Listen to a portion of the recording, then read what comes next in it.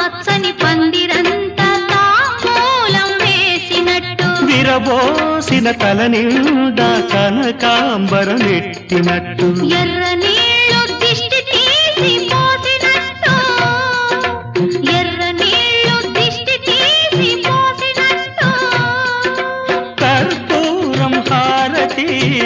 ఇచ్చినట్టు ఆకాశం ఎందుకో పచ్చబడ్డది ఆ నడుమ బొట్టేమో ఎర్రబడ్డది సాగే గువ్వల అలజడి రమ్మని పిలిచే భయపడి